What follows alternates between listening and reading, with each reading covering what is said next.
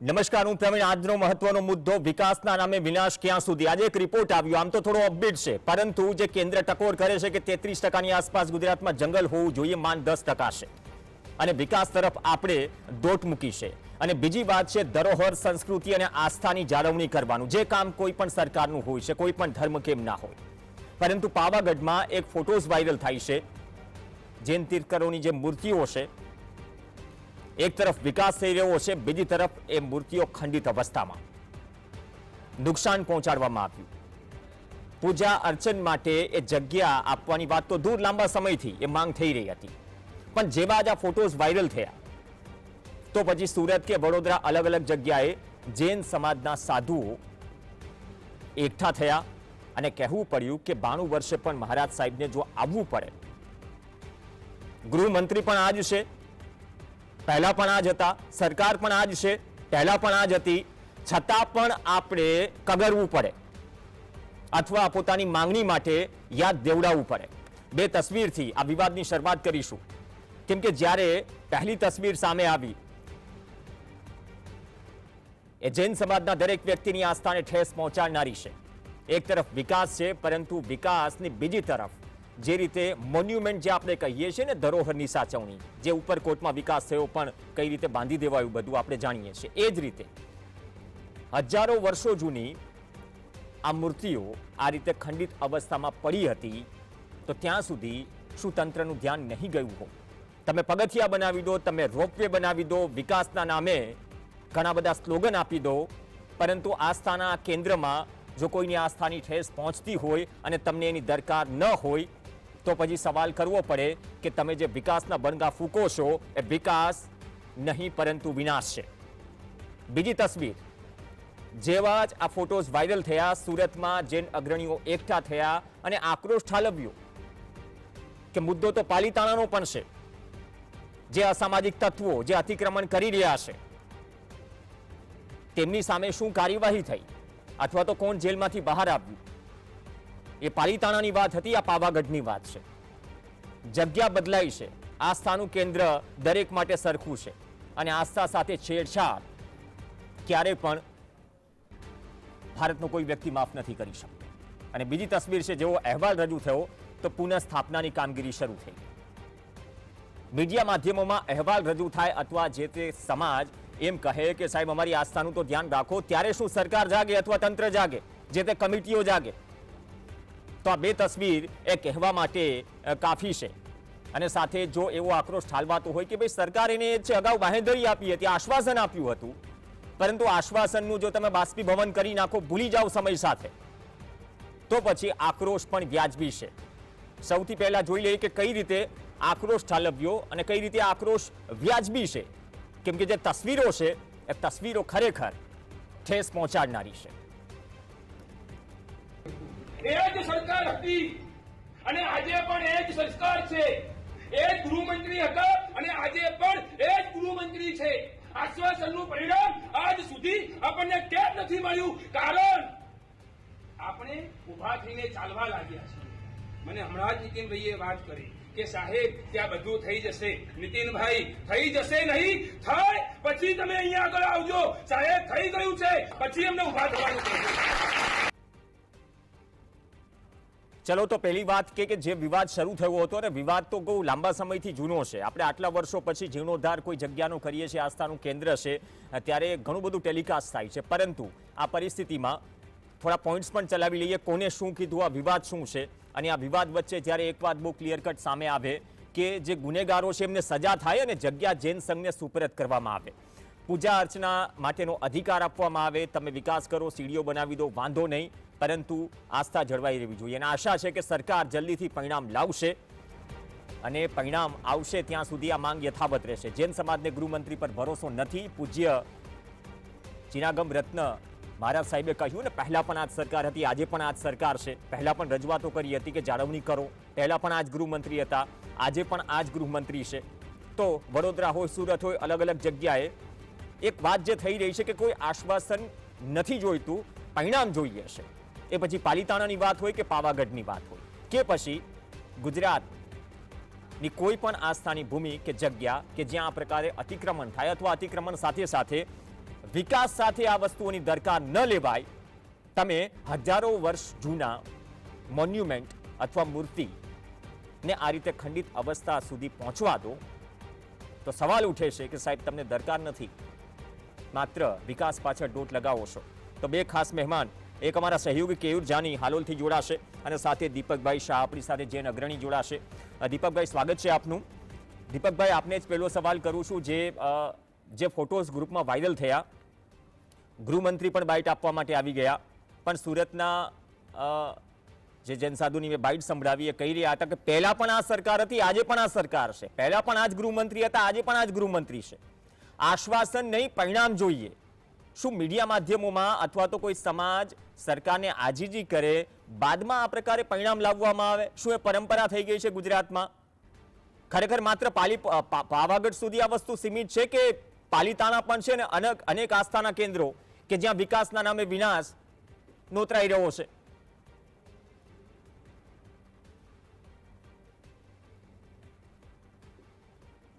દીપકભાઈ જી, સવાલ આપને હતો, આપ જવાબ આપી શકો છો. જી, મારે વચ્ચે પેલો ફોન આવી ગયો ને એના કારણે. ઓકે જી હા, બોલો.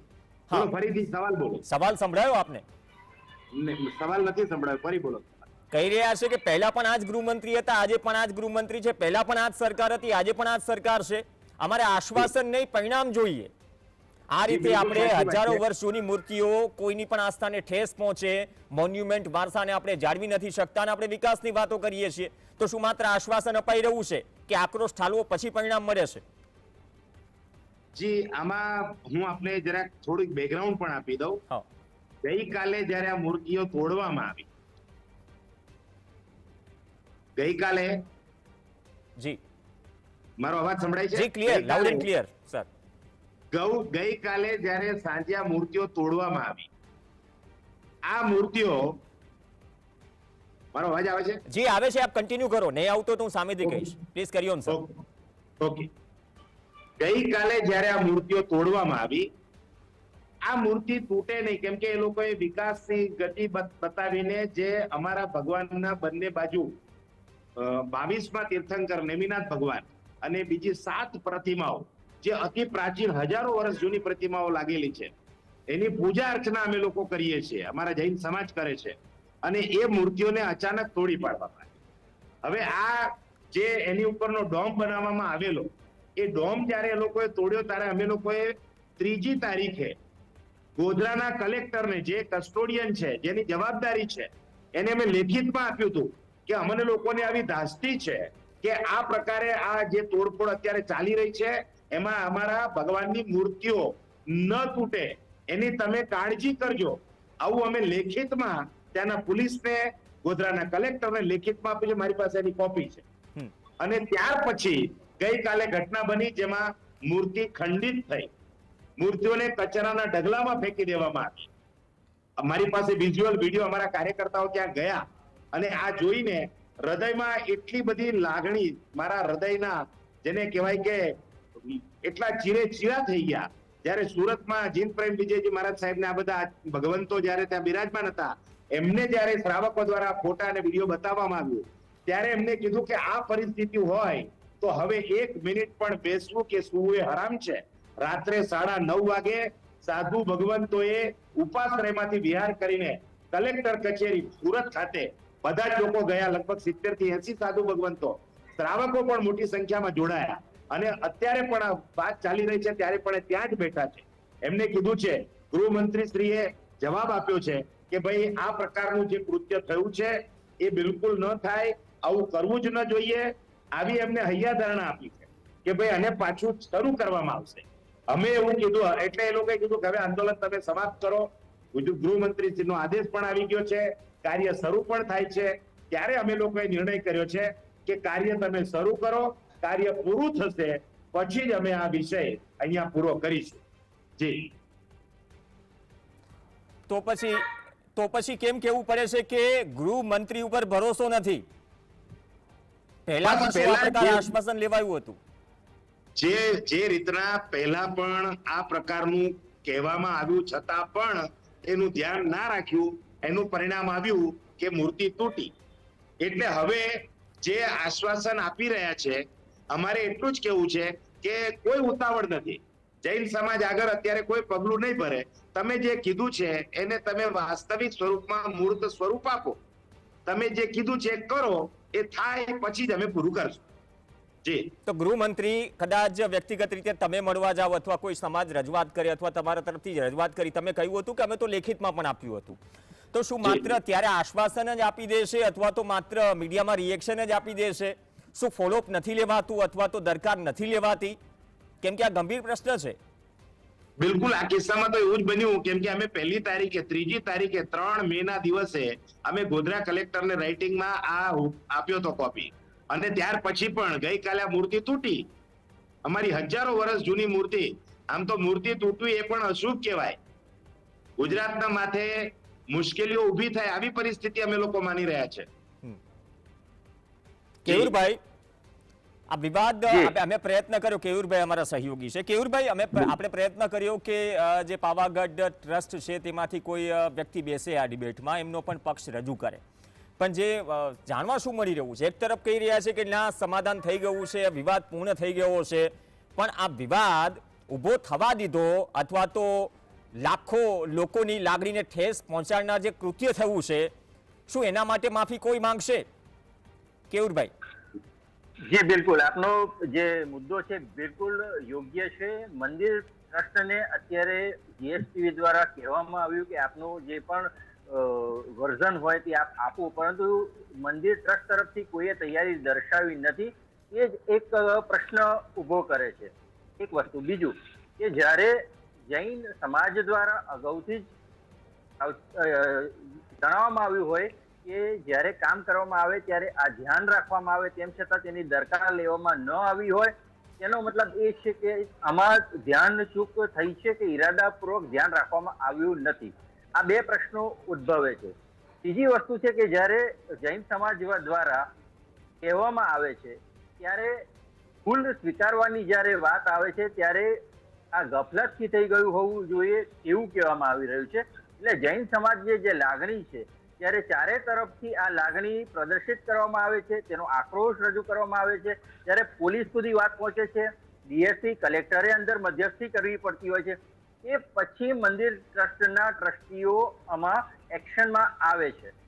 એ બાદ એમના દ્વારા આશ્વાસન આપવામાં આવે છે, કામગીરી શરૂ કરવામાં આવે છે. આજે એક મેરેથોન બેઠક થઈ, ત્રિપક્ષીય બેઠક થઈ, એ પછીથી એક્શન લેવામાં આવ્યું. આજે કેયુરભાઈ, આ ખરેખર ત્યાંનું સ્ટેન્ડ શું છે? શું વિવાદનો અંત આવી ગયો છે? કેમ કે દીપકભાઈએ કહ્યું કે આશ્વાસન નહીં, પરિણામ દેખાય. એક સાધુ ભગવંતે પણ કહ્યું કે અમારે પરિણામ નહીં, જ્યારે પરિણામ આવે ત્યારે અમારી પાસે આવજો. નીતિનભાઈ પટેલના નામનો પણ ઉલ્લેખ કર્યો, હર્ષ સંઘવીના નામનો પણ ઉલ્લેખ કર્યો. તો અત્યારે ત્યાં શું સ્ટેટસ છે? આપણે જો પાવાગઢની વાત કરીએ, આ અહેવાલ પ્રસારિત થાય પછી બેઠકોનો શું ધમધમાટ થાય ત્યાં સુધી આંખો બંધ હોય છે?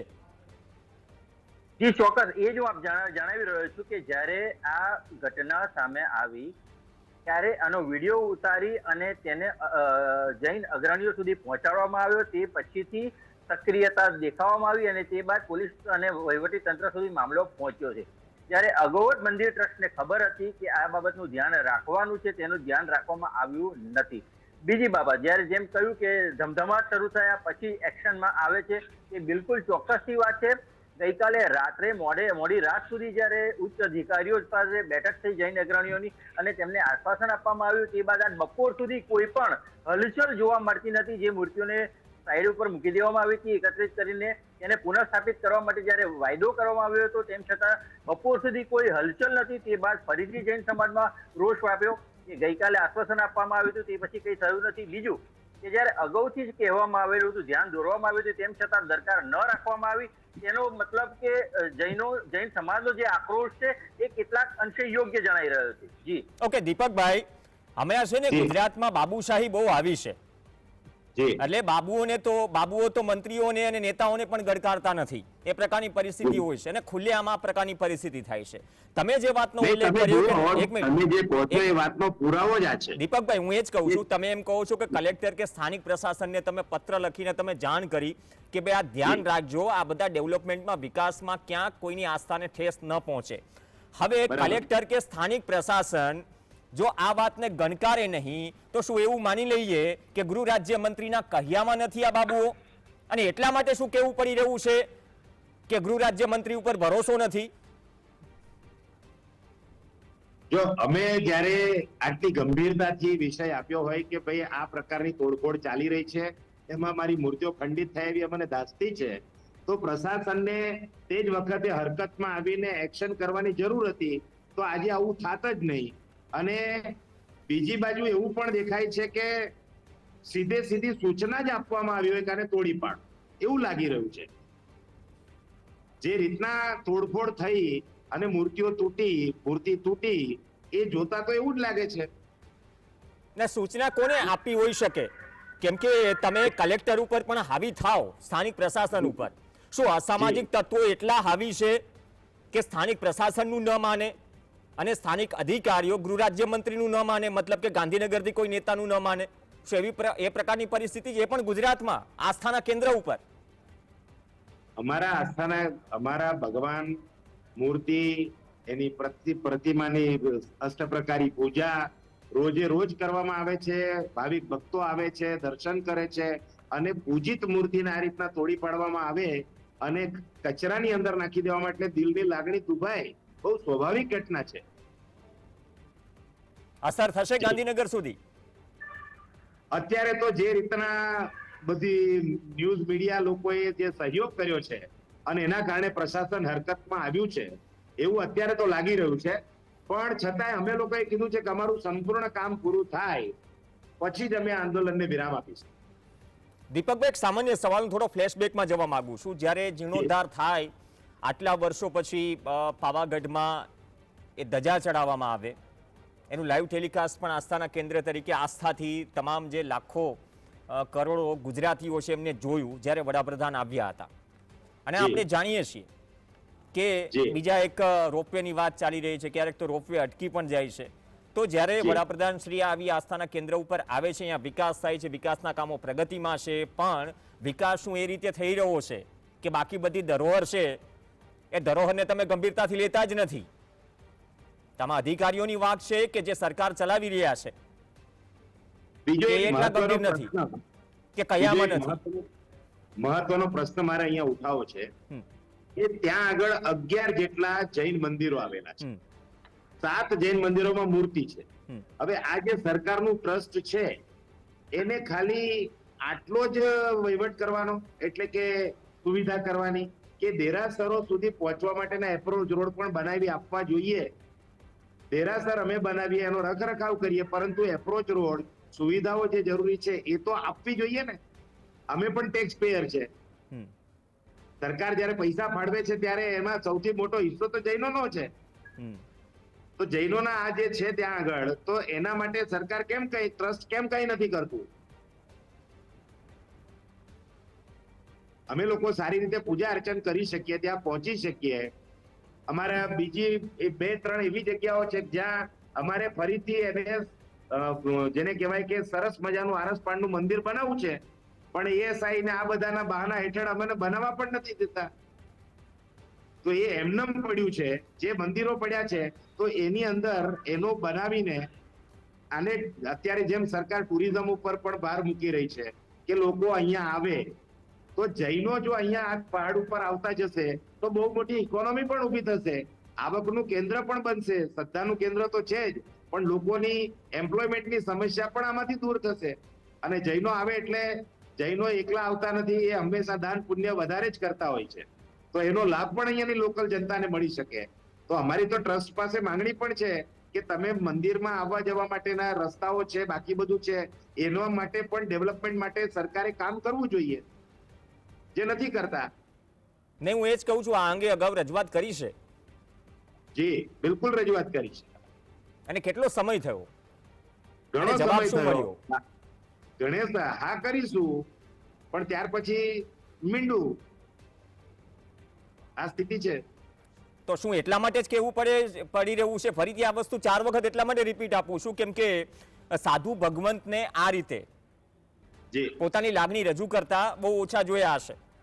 અને જ્યારે આસ્થાનો મુદ્દો છે કે પહેલા પણ આ સરકાર હતી, પહેલા પણ આ ગૃહમંત્રી હતા, આજે પણ આ ગૃહમંત્રી છે, મતલબ કે આ તમામ રજૂઆતો અગાઉ થઈ ચૂકી છે, પરિણામ નથી મળ્યું, હજારો વર્ષ જૂની મૂર્તિઓ ખંડિત થઈ છે, લોકોની આસ્થા સાથે છેડછાડ થઈ છે, છતાં પણ વાત ટ્રસ્ટીની છે, વાત સરકારની છે, ગણકારતું કોઈ નથી, કોનું ચાલતું નથી ટૂંકમાં. બરાબર. તો આટલો જ ગંભીર પ્રશ્ન હોય તો જી બિલકુલ સાચી વાત છે. પણ હવે અત્યારે જે રીતના ગૃહમંત્રી એક્શનમાં આવ્યા છે અને જે રીતના સૂચનાઓ આપી છે ને જે અધિકારીઓ અત્યારે અમારી સાથે પણ વાતો કરી રહ્યા છે, એ એમના અવાજમાં કંપન ઉપરથી ખબર પડી છે કે સરકાર બહુ ફર્મલી હરકતમાં આવી છે. પરંતુ અમારો નિર્ણય એ છે કે ભાઈ એ કામ પૂરું થાય પછી જ આના ઉપર પૂર્ણ વિરામ કરશું. ઓકે, ત્યાં સુધી ટૂંકમાં ચાલુ રહેશે, મતલબ કે ઉપરથી અધિકારીઓને ટપાર્યા. જી ઈચ્છા શક્તિ હોત તો શું આ વસ્તુ ન બની હોત? બિલકુલ સાચી વાત છે. તો આવો પ્રશ્ન જ નહીં આવતો, આવું કૃત્ય જ ન થતું, આવું અમારું માનવું છે. ઓકે, તો આ કેટલા લાંબા સમય સુધી મતલબ આ લડત ચલાવશો? મને લાગે છે અત્યારે ગૃહમંત્રી જે રીતના એક્શનમાં આવ્યા છે ને કે છે કદાચ 2-3 દિવસમાં આ પ્રશ્નનું નિરાકરણ થઈ જશે એવું આ સ્પીડ જોતા અત્યારે લાગે છે. પરંતુ અમે અમારે સાઈડ થી બહુ ક્લિયર કરેલું છે કે જ્યાં સુધી 2 દિવસ થાય 3 દિવસ થાય તો ત્યાં સુધી અમે આંદોલન સ્થગિત રાખશું. પછી જો નથી જ થયું કહેવા પ્રમાણે તો અમે આગળના રેલી, ધરણા, બાકીના બધા જ કાર્યક્રમો અમે કરશું જ. આમરણાંત ઉપવાસ સુધીની અમે વાત કરેલી છે. તો સાહેબ, આવા તો અસામાજિક તત્વો કોણ છે જે સરકારને નથી ગાંઠતા, ગૃહમંત્રીને નથી ગાંઠતા, સ્થાનિક પ્રશાસનને નથી ગાંઠતા? કેમ કે 92 વર્ષના જે મહારાજ સાહેબ છે એમને કહેતા મેં સાંભળ્યા, જે બાઇટ આપી રહ્યા છે, ચર્ચા કરી રહ્યા છે કે પાલિતાણાના કિસ્સામાં શું થયું.